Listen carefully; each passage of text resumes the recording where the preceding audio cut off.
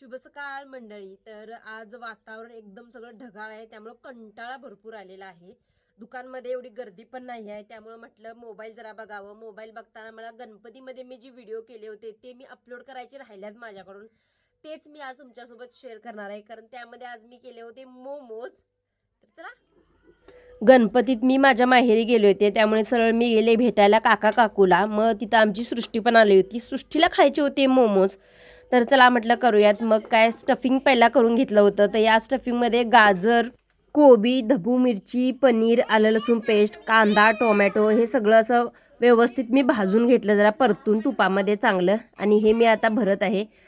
आणि माझी अनु मला फार मदत करते. कोणत्याही गोष्टीत काय जरी झालं तर मी मदत करणार म्हणून ती प्रत्येक वेळेला असते. प्रत्येक कामामध्ये तिची लुडबुड असतेच. तुमच्या घरी पण लहान मुलं असतील तर तुम्हाला पण अशीच लुडबुड होत असते का त्यांची?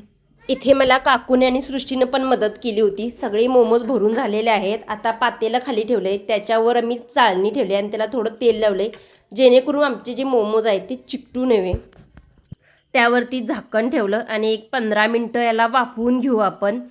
आता फार दिवसानंतर मी तुडियाला आले होते, त्यात स्वयं पण आलाय, सृष्टी पण आले, त्यामुळं आमची मजाच असते. मी प्रत्येक वेळेला जर गावी गेले तर काकाकडे एकदा ना एकदा तरी फिरी असते आणि मी गेलो तर काही ना काहीतरी करतोच आम्ही. तर असे आमचे व्हेज मोमोज तयार झालेले आहेत. दिसायला तर एक नंबर झालेले आहेत. खाऊन पण बघते कसे झालेत ते. तर हाय गाईज, तर आज बनवले आहेत आम्ही मोमोज, पण ती माझी स्टाईल नाही. इथे माझा भाऊ स्वयं मला सजेस्ट करत होता की तू असं बोल, असे व्हिडिओ करते म्हणून, पण मला काय तसं बोलता येत नाही. असो, तर मीच पहिला खाऊन बघते. तर चटणीसुद्धा मीच केलेली आहे. कसे झालेले आहेत मला तर आधी बघायची घाई असते.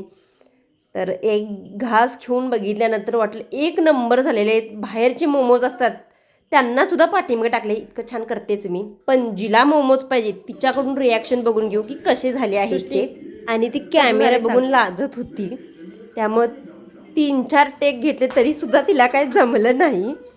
पण मला खायला घालायला दुसऱ्यांना फार आवडते. आणि असेच माझे व्हिडिओ बघत राहा. भेटू पुढच्या ब्लॉगमध्ये. तोपर्यंत बाय. एक नंबर.